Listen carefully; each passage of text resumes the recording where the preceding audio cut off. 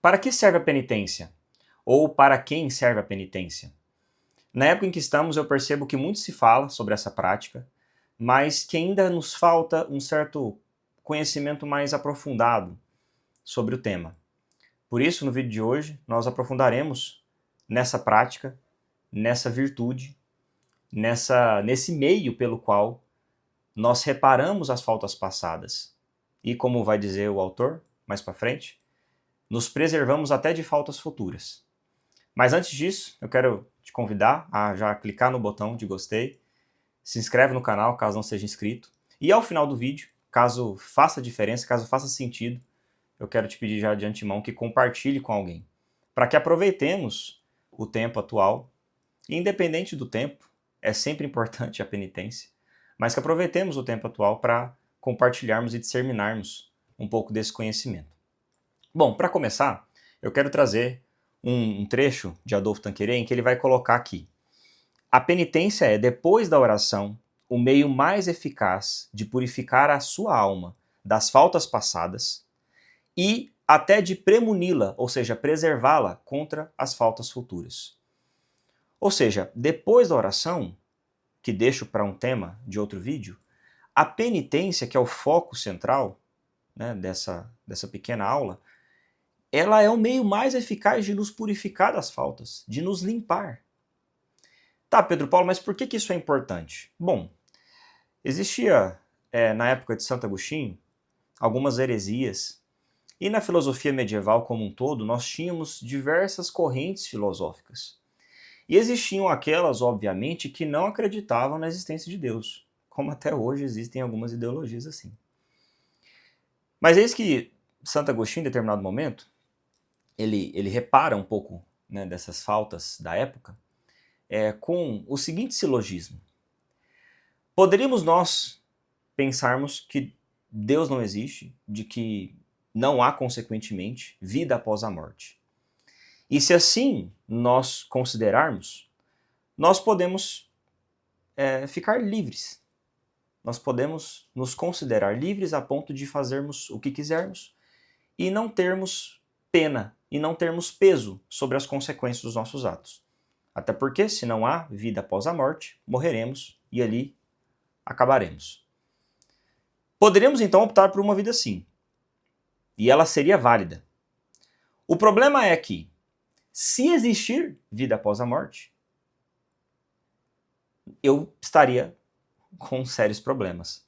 Então, resumindo, porque a história ela é um pouco mais longa do que esse resumo que eu estou fazendo, mas Santo Agostinho, na época, ele provoca as heresias dizendo o seguinte: olha, você pode até não se preocupar com as penas dos seus pecados, com os seus pecados e com a vida após a morte, com a vida eterna. Você pode não se preocupar. E se porventura, ao final dessa vida terrena, não existir nada, você se deu bem. Mas, caso exista vida eterna, aí não tem mais tempo de reparar. A escolha é sua. Bom, a gente não pode trocar o certo pelo duvidoso. E por isso muitas pessoas naquela época e naquele sermão foram convertidas. E por que isso é importante para o tema, né, desse vídeo? Porque é a penitência que vai de fato reparar as faltas do nosso passado. E se houve um dia uma falta cujo efeito gerou ou ocasionou outras faltas, esse evento, né, a esse evento ou a esse fato nós chamamos de pecado original. Do pecado original, como a maioria já sabe, nós tivemos a entrada da concupiscência na humanidade. E ela se afastou daquilo que ela tinha como conceitos e princípios. Bom, o que isso tem a ver com o que a gente está falando? Desde essa falta, nós temos dentro de nós uma inclinação ao mal, uma tendência ao mal. E a partir dessa tendência, nós recebemos duas coisas, dois elementos, na medida em que operamos segundo esse mal. Para facilitar a linguagem, toda vez em que nós pecamos, toda vez que decididamente nós optamos pelo pecado, isso gera em nós não somente uma coisa, mas geram-se duas coisas em nós. Ou seja, o pecado, ele tem um duplo efeito. O primeiro efeito do pecado, ou ao primeiro efeito do pecado, nós damos o nome de culpa. Ou seja, a primeira coisa que o pecado gera na humanidade, a primeira coisa que o erro gera na humanidade é uma culpa. Agora, a segunda coisa que é gerada no ser humano chama-se pena. E sobre isso, muitas pessoas ou não tiveram acesso a esse tipo de informação, ou simplesmente não buscaram, ou aprenderam errado. Mas é por esse motivo que a penitência é tão importante. Porque no ato do pecado, nós recebemos não somente uma culpa, mas também uma pena. A culpa, como até eu comentava esses dias nos stories do meu Instagram, ela é reparada, ela é purificada, ela é limpa no ato da confissão. Porque na medida em que o padre nos absolve, quando o sacerdote me absolve, ele, através da sua persona Christi, me exime da culpa. A culpa ali é purificada, mas resta a pena. E nós temos um exemplo muito simples aqui, que é aquele de quando nós machucamos. Eu mesmo, inquieto como sempre fui, um dia eu estava andando de bicicleta, caí, ralei o joelho. Naquele momento de queda, eu tive já um grande arranhão no joelho. Ralei o joelho todo. Naquele momento ali, eu tive, digamos que a culpa da minha queda, né? E sofri. Com o passar do tempo, aquela culpa foi embora, foi um aprendizado. Mas ficou a pena, que foi o quê? Foi a cicatriz no joelho.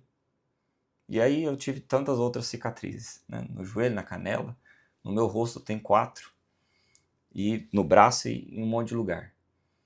É assim também que ocorre nas nossas faltas. E eu digo, gente, tanto no sentido espiritual quanto no sentido moral. A minha perspectiva aqui, ela não quer centralizar simplesmente nesse âmbito espiritual. Por quê? Porque, claro, somos seres espirituais, mas muito da nossa vida prática não é alcançado pelo fato de muitas vezes a gente ficar com uma noção simplesmente espiritual e não trazer para a minha prática real do dia a dia. Ou seja, o que eu estou querendo dizer é, na medida em que nós persistimos no erro, seja, por exemplo, uma impaciência, seja uma desorganização, quando, digamos, na minha impaciência eu erro com alguém, existe já ali uma culpa implícita. E essa culpa, ela pode ser até reparada num ato de perdão, num pedido de desculpas. Mas a sequela dessa minha impaciência, ela fica, e essa é a pena. E por isso, muitas vezes, nós não melhoramos. Por isso, muitas vezes, a gente persiste nos nossos erros. Porque não estamos trabalhando bem a penitência. Que, como diz o autor, repara as nossas faltas passadas, mas também nos previne, nos preserva de faltas futuras. Então, eis a importância dessa virtude, eis a importância dessa prática. E eu digo virtude no contexto de força, porque uma alma penitente é uma alma forte. Virtude vem do latim virtus, que significa força. Ou seja, a alma penitente é aquela alma forte, por isso virtuosa. Logo, a penitência pode sim ser considerada uma virtude. E nesse contexto, então, de males e de culpa e de pena, é importante então que nós entendamos o papel da penitência para que a gente consiga caminhar de fato, e darmos passos, bons passos, rumo a essa mudança que esse tempo nos pede e que, independente do tempo em que estivermos, nós sempre poderemos melhorar um pouco mais. É impossível que você chegue ao final de um dia, examine sua consciência e não se depare com erros. Caso assim aconteça, você tem que ficar preocupado porque já existe uma tamanha cegueira a ponto de que você, como diz até também a Sagrada Escritura, encontra nos olhos dos irmãos vários ciscos, mas não percebe a trave que está no seu olho. Mas, veja bem, por que nós estamos falando disso? Porque na primeira pregação que nós temos, na pessoa de Cristo, ele comenta lá em Marcos na verdade Mateus capítulo 4, dizendo o seguinte no versículo 17: Desde então, Jesus começou a pregar. Essa foi a primeira pregação dele. Fazei penitência, pois o reino dos céus está próximo. Fazei penitência, pois o reino dos céus está próximo. O reino dos céus, o mesmo reino dos céus, que diria o próprio Jesus nas bem-aventuranças, só é visto por aqueles que são puros de coração. Ou seja, para que uma alma de fato se purifique, ela não pode simplesmente ter as culpas apagadas, mas ela deve também ter as penas apagadas. Então, é a virtude da penitência, é essa prática da penitência que há de nos inclinar a essa reparação. Mas, dito o motivo pelo qual nós temos que exercitar a penitência e da relação que ela tem com a purificação da nossa alma, eu quero adentrar alguns problemas na nossa caminhada com base nisso. O modo como nós lidamos com o nosso progresso, seja pessoal, seja espiritual, ele vai muito de encontro com isso também. Porque muitas vezes, como eu dei o exemplo da impaciência, a gente coloca debaixo do tapete algumas faltas e a gente não se esforça para preveni-las, a gente não se esforça energicamente para repará-las. De modo que eu posso até me eximir da culpa através de um pedido de perdão, como eu disse, através de uma confissão, mas as penas elas vão se acumulando. E isso é muito relevante, porque na medida em que eu me torno uma alma penosa, tudo na minha vida fica mais pesado. Então não sei se você já conheceu alguém assim, mas a gente às vezes olha para algumas pessoas, eu que atendo pessoas, percebo que até o semblante, né, a gente que na terapia começa a entender o indivíduo como um todo, e a gente não pode deixar de associar o todo e de analisar o todo, para que a gente consiga uma interpretação mais profunda, a gente percebe que a alma da pessoa ela está às vezes tão penosa, tão pesada, que isso consequentemente reverbera no corpo. E logicamente reverbera também nas ações do dia a dia. Ou seja, é aquele tipo de pessoa que parece que nada vai para frente. Claro, existe um peso aí. E um peso que eu posso dizer que faz com que a pessoa carregue mais desse peso do que das obrigações que ela deveria carregar. E por isso, muitas vezes, o rendimento, a gente que no mundo corporativo percebe, às vezes a pessoa não está rendendo. Quantas penas, quantos pesos essa pessoa, essa alma tem carregado? Então é um olhar que ele passa, ele ultrapassa a realidade daquilo que nós vemos. E a penitência, ela nos auxilia nesse sentido. Bom, a purificação, então, ela é sempre necessária, pelo fato de que sem a pureza de coração, sem a pureza de alma, nós não conseguiremos ver a Deus. Sem essa leveza espiritual, leveza pessoal, os nossos empreendimentos, muitas vezes, eles não vão para frente. Bom, isso é bem relevante para que a gente entenda o que eu vou tratar aqui agora. Veja bem, um outro aspecto da vida espiritual e da vida moral do ser humano trabalha a penitência como o que eu disse, uma virtude sobrenatural. E aqui, para você que gosta de anotar, eu vou colocar para vocês a definição. Uma virtude sobrenatural anexa à justiça que inclina o pecador a detestar seu pecado. Ou seja, a penitência é uma virtude sobrenatural anexa à justiça. A penitência é filha da justiça. Justo é aquele que dá aquilo que é devido. Ou seja, eu sou justo, eu estou sendo justo comigo mesmo, com o outro e com Deus, quando eu me penitencio. Eu estou tendo uma prática de justiça. Olha o tanto que isso é relevante. Por quê?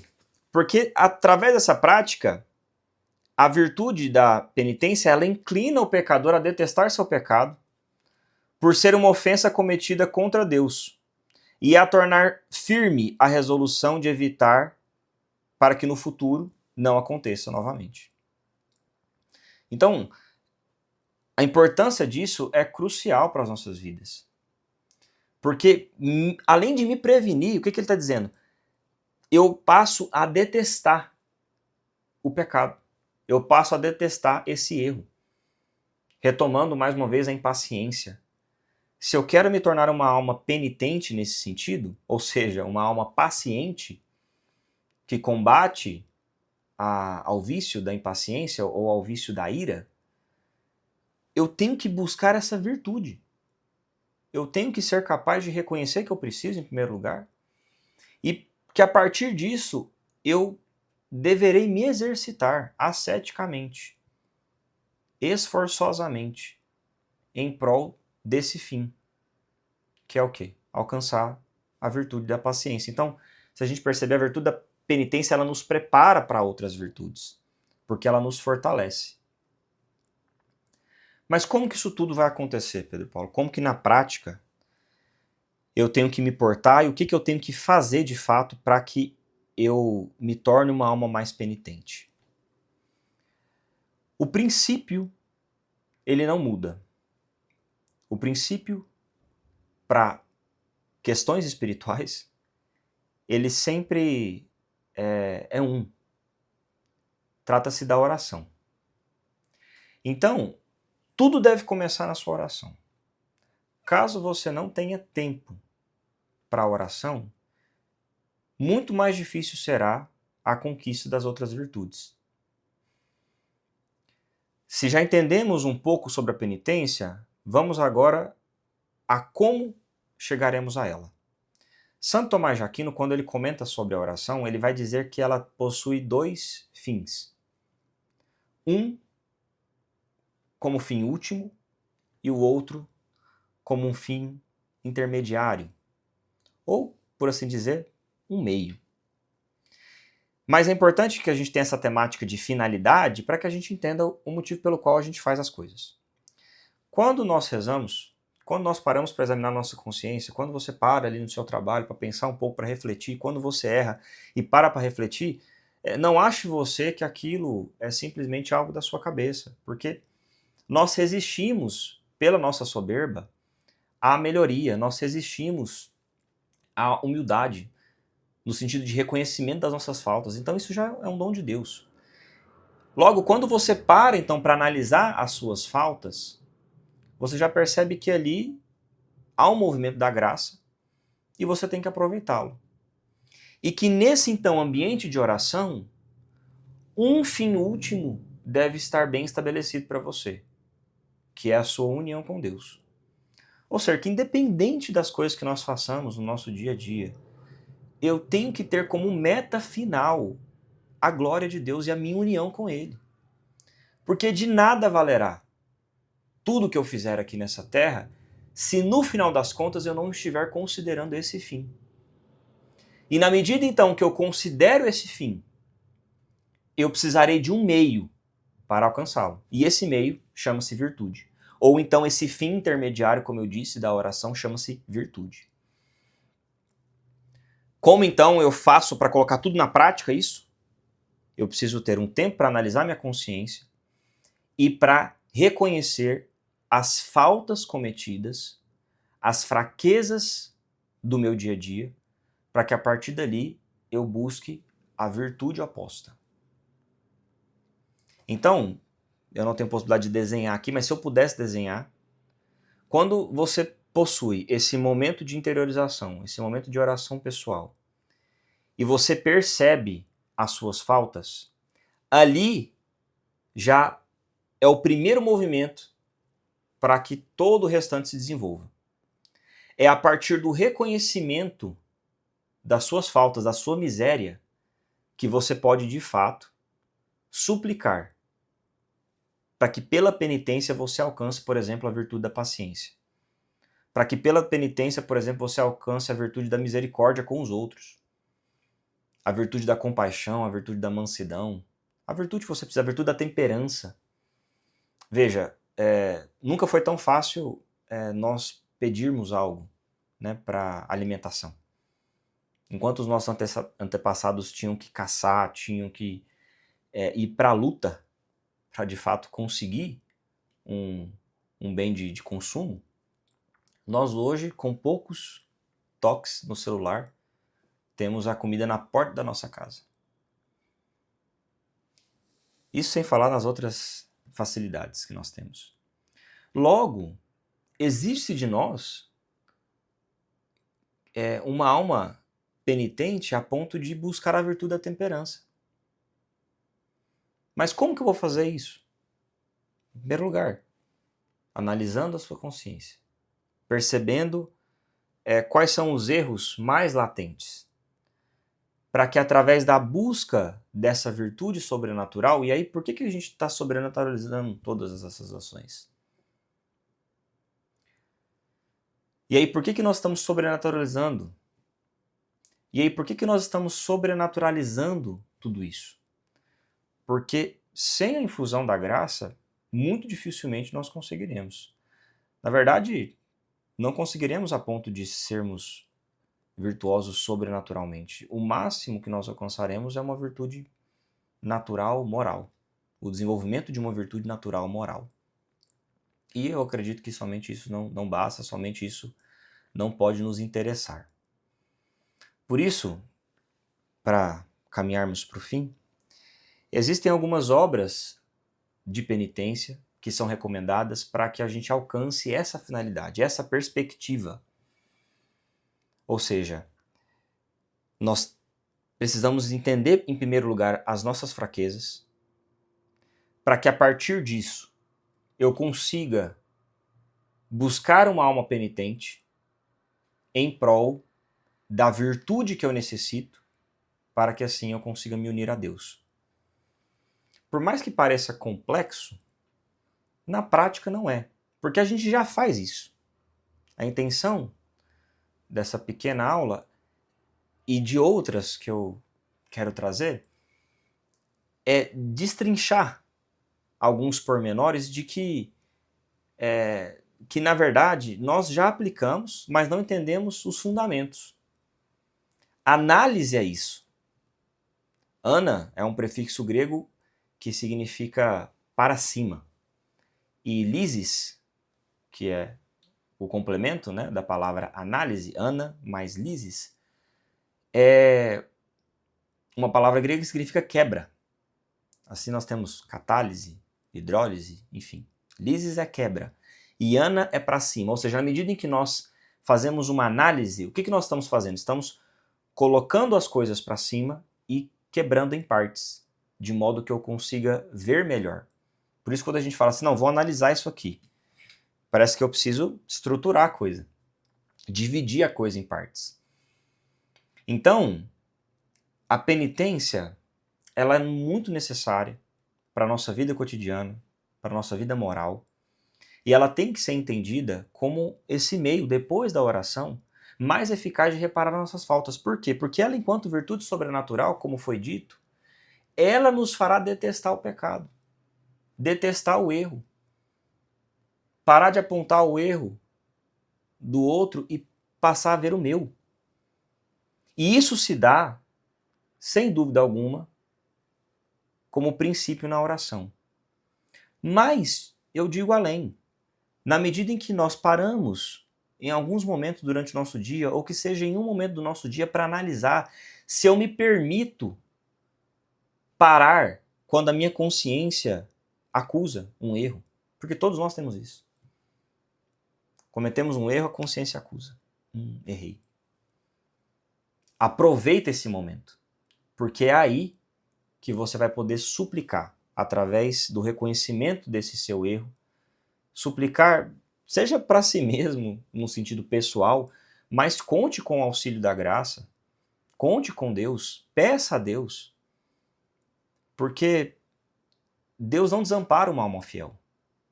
E é na medida em que nós provamos a nossa fidelidade através da perseverança que Ele nos concede. O que acontece muitas vezes é, eu sou impaciente, quero a paciência, mas eu peço 2 dias e desisto, ou esqueço. Por isso uma dica aqui muito clara, né? Tente colocar próximo de algo que você faz cotidianamente esse ato de petição ou essa reflexão. Por exemplo, todos os dias eu acredito que você escova seus dentes. Então, talvez nesse momento você possa colocar esse exame de consciência. Você possa colocar esse pedido por uma alma mais penitente, ou essa súplica para que ao longo do seu dia você seja capaz de perceber com mais perspicácia os seus erros, as suas faltas. Quem na verdade diz isso não sou eu, o autor daquele livro Hábitos Atômicos. Ou seja, para a gente inserir um hábito nas nossas vidas é muito mais fácil que eu coloque em algo que eu já estou habituado. Ou seja, se eu tenho o hábito de escovar os dentes, eu coloco esse novo hábito ali próximo, ali colado. Para que então eu possa exercitar, para fecharmos, as obras de penitência, que são 3 principais, mas a gente consegue destrinchar ainda um pouco aqui. Em primeiro lugar, a aceitação das cruzes que a providência se digna enviar-nos. Ou seja, uma alma penitente, uma pessoa de penitência, ela tem que ser capaz de aceitar as cruzes que a providência nos envia, ou que a providência envia. Muitas das vezes, não somos nós que buscamos a cruz, mas a cruz nos encontra. E todas as vezes que a cruz nos encontra, ela nos pede uma resposta, independente se nós queremos dar ou não. E às vezes o fato de não darmos já é uma resposta. Então, aceitar as cruzes, os percalços, os obstáculos, aquela pessoa irritante, aquele obstáculo no trabalho, aquele infortúnio, aquele imprevisto. Reconhecer isso. Pois ele comenta, a paciência no meio das tribulações é um dos melhores meios de expiação. Então aqui a gente já está indo para uma parte bem prática, é obra. Ou seja, muitas das vezes você não vai lembrar, nossa, eu preciso ser uma alma penitente. Não precisa lembrar disso. Isso vai ser consequência. Lembre-se disso. Lembre-se de buscar essa aceitação das cruzes, porque a paciência no meio das tribulações é um dos melhores meios de expiação. É um dos melhores meios de penitência, de reparar as faltas passadas. Segundo, a essa paciência acrescentamos o cumprimento fiel dos deveres de Estado, em espírito de penitência e reparação. O sacrifício mais agradável a Deus é o da obediência. Ou seja, se você pega essa paciência em meio às tribulações e não deixa de cumprir os deveres de Estado, você já multiplica a sua capacidade de mudança. Porque muitas vezes a gente até pode ser paciente, mas eu caio para dentro de mim mesmo e deixo de fazer o que eu tenho que fazer. Eu gasto tanta energia sendo, às vezes, paciente, que eu não consigo cumprir meus deveres de Estado. Então não basta eu simplesmente me acabar tentando aceitar as cruzes e deixo de cumprir o que eu tenho que fazer. Não basta. O sacrifício mais agradável a Deus, um dos sacrifícios mais agradáveis a Deus é o da obediência. E, em terceiro, nós temos, até para o tempo em que estamos vivendo, outros meios, que são o jejum e a esmola, outras obras de penitência. O jejum, como essa prática de luto, essa abstinência, que vai, de fato, somar mais a mim mesmo, pela falta que eu tenho. Então, eu escutava isso recentemente, lia, que entre o jejum e a esmola nós temos uma dicotomia de acréscimo e falta. Enquanto o jejum nos priva de algo, a esmola faz com que nós saiamos de nós mesmos e demos algo. Então, um tira, o outro soma. Mas de todas as formas, nós saímos beneficiados.